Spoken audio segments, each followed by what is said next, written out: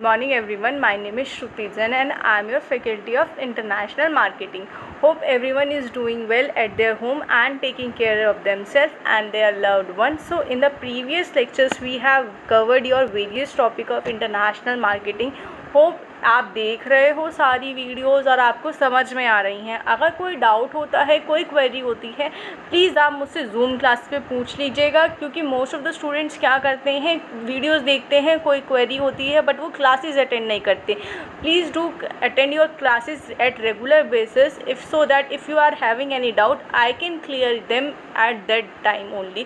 So in this lecture we will be covering your international marketing organization and control.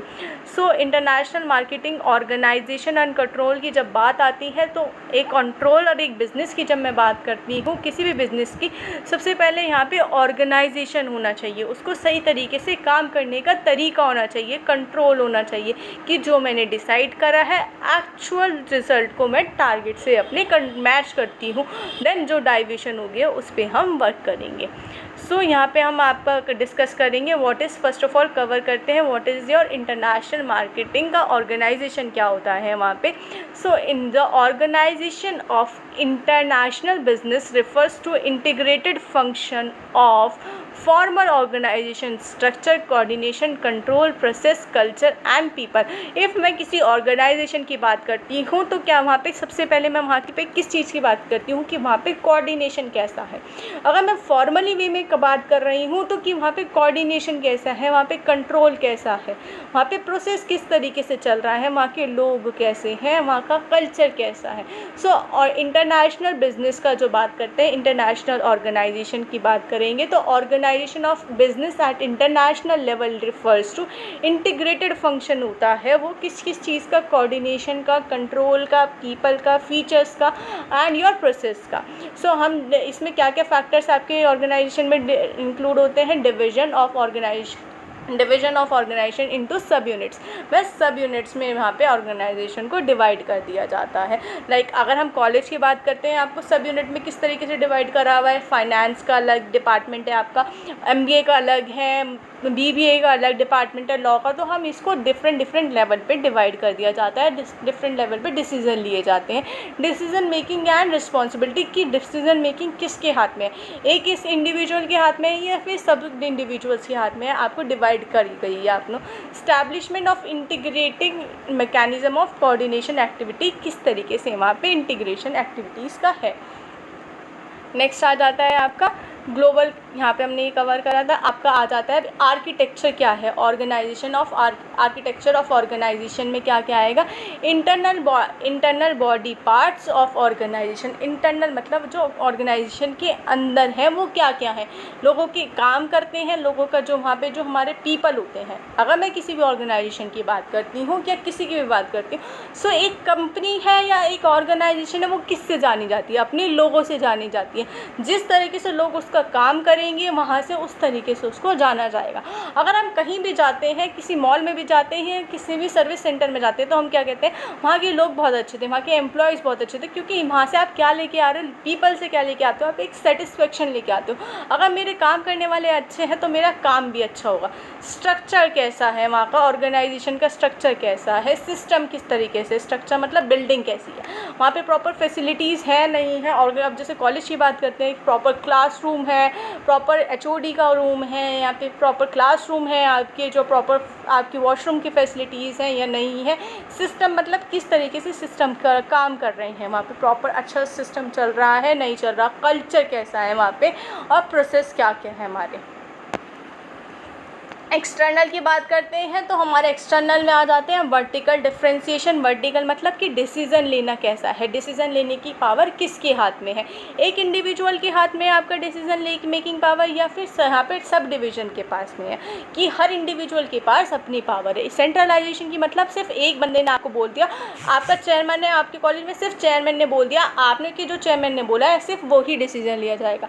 But हम जब division की बात करते हैं, डिसेंट्रलाइजेशन की बात करते हैं कि आप आपके हर किसी इंडिविजुअल के पास बहुत अथॉरिटी होती है अपने डिसीजन लेने की, अपने व्यूज़ रखने की।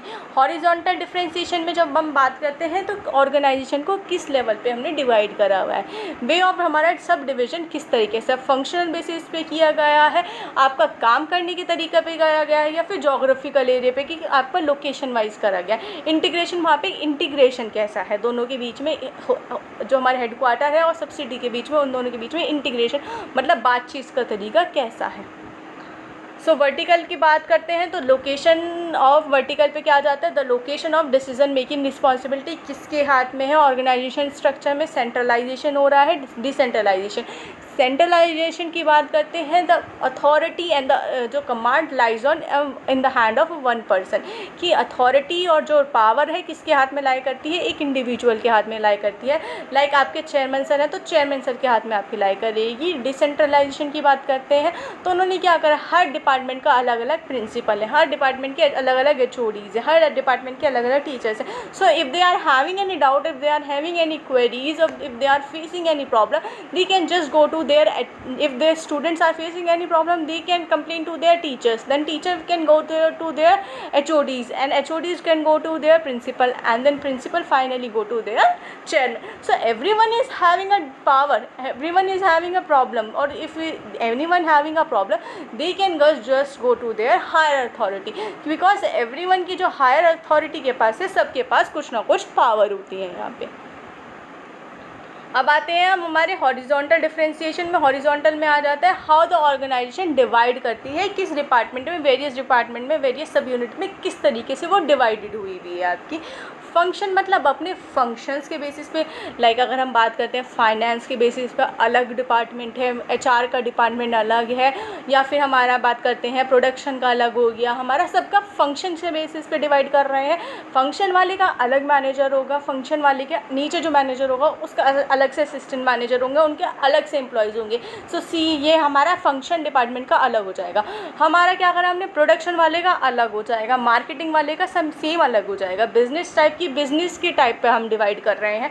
लाइक मेरा बिज़नेस है, मैं मेरा FMCG का गुड्स है, ब्यूटी प्रोडक्ट्स भी बना रही हूँ, मैं बेवरेजेस भी बना रही हूँ, मैं सोप्स भी बना रही हूँ। सो मैं हर टाइप को क्या कर रही हूँ, बिज़नेस के टाइप्स पे अलग डिवाइड कर रही हूँ। मेरा क्या हो जाएगा, जो ब्यूटी प्रोडक्ट्स हैं उनका बिल्कुल अलग डिपार्टमेंट हो जाएगा, उनके मैनेजर, उनके फंक्शन अलग हो जाएंगे।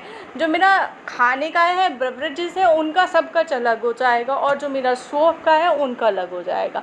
जोग्राफिकल एरिया की बात करते हैं कि अलग अलग लोकेशन की वाइज, लाइक दिल्ली की अलग यूनिट है, मुंबई की अलग यूनिट है, मेरी साउथ की अलग यूनिट है, और मेरी मुजफ्फरनगर की अलग यूनिट है। सबकी अलग अलग एरिया के वाइज डिवाइड कर रही हूँ मैं यहाँ पे। सो यहाँ पे इंटीग्रेटिंग में आ जाता है how organisation develops various mechanism, coordinate कैसे कर रही हैं उनके। डायरेक्ट फॉर्मल कम्युनिकेशन सिस्टम चल रहा है या इनफॉर्मल चल रहा है। फॉर्मल में मतलब मैंने आज नोटिस पहुँचाया, आपका वो नोटिस आपके पास जा रहा है, आपको वो नोटिस पढ़ना है, उस पर साइन करना है। सो डायरेक्ट कॉन्टैक्ट हो रहा है, टीम मैट्रिक्स के थ्रू कर रहे हैं। मतलब फॉर्मल मतलब proper formal channel of communication चल रहा है वहाँ पे, प्रॉपर रूल्स एंड रेगुलेशन के लिए, प्रॉपर हायरार्की के थ्रू। इनफॉर्मल की बात करते हैं नॉलेज के थ्रू, मतलब कि आपका कोई डाउट है, आपकी कोई क्वेरी है, आप आइए मेरे पास, कुछ भी बोल के मतलब बता के चले जाइए, जो भी सही होगा। बट इनफॉर्मल मतलब proper for rules and regulation कुछ नहीं चल रहे। फॉर्मल में क्या होगा, जो बोल दिया आपको पहले अपॉइंटमेंट लेनी है, फिर उसके हिसाब से हमारी बात होगी। सो अब हमने पढ़ा था अभी तक क्या, ऑर्गेनाइजेशन। अब हम क्या पढ़ेंगे, कंट्रोलिंग। कंट्रोलिंग बहुत इंपॉर्टेंट आता है। कंट्रोलिंग मतलब checking your result, checking your outcome with your target. Target से मेरा जो मैंने अपना आउटकम अपने टारगेट से चेक करती हूँ, जो बीच में डिफरेंस आता है उसको हम क्या बोलते हैं, डेविएशन बोला जाता है। जो डेविएशन होती है हम उस पर फिर वर्क करते हैं जिससे कि हमारा अच्छे से रिजल्ट निकल सके। So global business control systems are the metrics that are use to measure the performance of sub units. जो मैं अपनी सब यूनिट्स की जो मेरी परफॉर्मेंस होगी and make judgement on how will international firms are functioning, कि किस तरीके से वो काम कर रही हैं। Basically controlling means evaluating the performance of the unit और evaluating the performance of the business.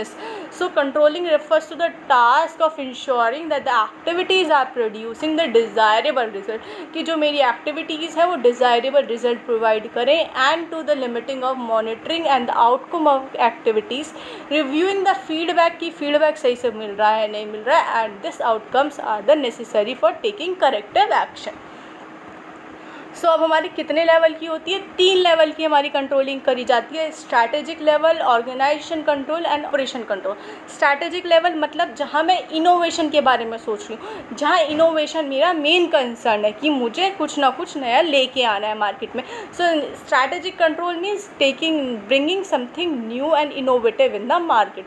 So how the international business formulate achieve its strategic goal, वो स्ट्रैटेजिक गोल किस तरीके से अचीव कर रहा है, ये ऑर्गेनाइजेशन कंट्रोल में करते हैं. लाइक हम एप्पल की बात करते हैं, एप्पल ये देखती है उसकी स्ट्रैटेजिक कंट्रोल कितना अच्छा है, उसने डिसाइड करा था मुझे ये नया फीचर लेके आना है अपने फ़ोन में, सो वो लेके आती है. स्ट्रैटेजिक ऑर्गेनाइजेशन कंट्रोल की बात करते हैं, how the international business respond to the changes in the organisation. तो यहाँ पे करेगी वो कितना चेंज अडॉप्ट कर रही है. स्ट्रैटेजिक में तो ये है कि वो कुछ नया लेके आ रही है. ऑर्गेनाइजेशन कंट्रोल में क्या है, वो एनवायरनमेंट से जो चेंज आ रहा है उसको कितना अडॉप्ट कर पा रही है. क्लियर है. सो अब आपका लास्ट आता है ऑपरेशन कंट्रोल में. तो how business focus on operating the system in subsidy. वहाँ पे हम क्या देखेंगे, ऑपरेशन देखेंगे कि जो मेरा हेडक्वार्टर में ऑपरेशन चल रहे हैं वो सब्सिडी में उस हिसाब से सही चल रहे तरह से चल रहे हैं नहीं चल रहे, वहाँ स्टोरेज की फैसिलिटी प्रॉपर है या नहीं है, ट्रांसपोर्ट की फैसिलिटी प्रॉपर है या नहीं है आपकी. नेक्स्ट आ जाता है आपका अब फैक्टर्स क्या क्या अफेक्ट करते हैं. हमारे डोमेस्टिक वैल्यू फैक्टर्स होते हैं वो अलग, हमारे वो फैक्टर्स अफेक्ट करते हैं. कम्युनिकेशन का तरीका अलग होता है. अब मैं बात कर रही हूँ अगर मेरी कंपनी हेडक्वार्टर मेरा इंडिया में है, सब्सिडी मेरी चाइना में, तो वहाँ पे कम्युनिकेशन बहुत ज़्यादा गैप आ जाता है क्योंकि यहाँ के इंडिया के लोगों को चाइनीज़ नहीं आती और उनको ना इंग्लिश आती ना हिंदी आती. सो यहाँ पर कम्युनिकेशन के सिस्टम की वजह से कंट्रोलिंग बहुत इफेक्ट करती है. डिस्टेंस ऑफ हेडक्वार्टर, अगर वही बात आ जाती है अगर मेरा हेडक्वार्टर कहाँ है यूएस में और का सब्सिडी कहाँ है इंडिया में है, सो यहाँ पे डिफरेंट टाइम डिस्टेंस बहुत हो जाता है, वैसे बहुत चीज़ें हो जाती हैं, तो डिस्टेंस हमारा बहुत मैटर करता है. एनवायरमेंटल डिफरेंसेस होते हैं बहुत, वो चेंजेस करती हैं. सब्सिडी परफॉर्मेंस हो गया, क्वालिटी ऑफ इंटरनेशनल ऑपरेशंस आ जाता है. So how to control international marketing operation कैसे करा जाता है. ब्रेक इवन एनालिसिस होता है. Break even analysis is the analysis which the company do to know the it is the point where the cost your जो actual cost है is equals to the actual revenue, there is no profit no gain at this level. So every जो company है उसको break even analysis अपना करना चाहिए, ratio analysis करना चाहिए. लाइक उसको कैपिटल टर्नओवर देखना चाहिए अपना, उसको कैपिटल रेशियो देखना चाहिए, करंट एसेट रेशियो देखना चाहिए, इसको सारे रेशियो एनालिसिस करने चाहिए. मॉनिटरिंग करना चाहिए कितना कैपिटल एक्सपेंडिचर हो रहा है, ROI करना चाहिए कि कितना रिटर्न ऑन इन्वेस्टमेंट मिल रहा है नहीं मिल रहा. परफॉर्मेंस इवैल्यूएशन टेक्निक्स होती हैं, ये HR करता है जो अपने एम्प्लॉयज़ पे करता है कि उसने एक बेंचमार्क कर दिया, इतना आपको बेंचमार्क में अपना अचीव करना ही करना है. या फिर आपको क्या करा जाता है, बैलेंस स्कोर कार्ड दिया जाता है कि आपको 5 फैक्टर्स हैं, इन 5 फैक्टर्स की बेसिस पे रेट किया जाता है. मैनेजमेंट का ऑडिट किया जाता है कि इतना हमने पैसा लगा दिया, इतना खर्चा हो गया, अब इतना मुझे रिजल्ट मिलना है. Information system, management information system बहुत इंपॉर्टेंट होता है. डेटा कलेक्ट किया जाता है, कंप्यूटर में स्टोर किया जाता है अपने मैनेजमेंट, अपने सारे के सारे कंट्रोल के लिए.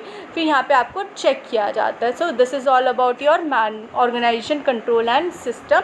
अगर आपको कोई भी डाउट होता है इस टॉपिक से रिलेटेड, आप please do ask me in your zoom meeting, क्योंकि ये बहुत इंपॉर्टेंट टॉपिक है. इससे रिलेटेड आपके बहुत सारे क्वेश्चंस आएंगे. थोड़ा कॉम्प्लिकेटेड टॉपिक है, थोड़े टर्म्स इसमें ऐसे हैं जो आपने नहीं समझे हुए. सो अगर आपको कोई भी डाउट होता है आप प्लीज़ मुझसे जूम मीटिंग में पूछिएगा. Okay, thank you.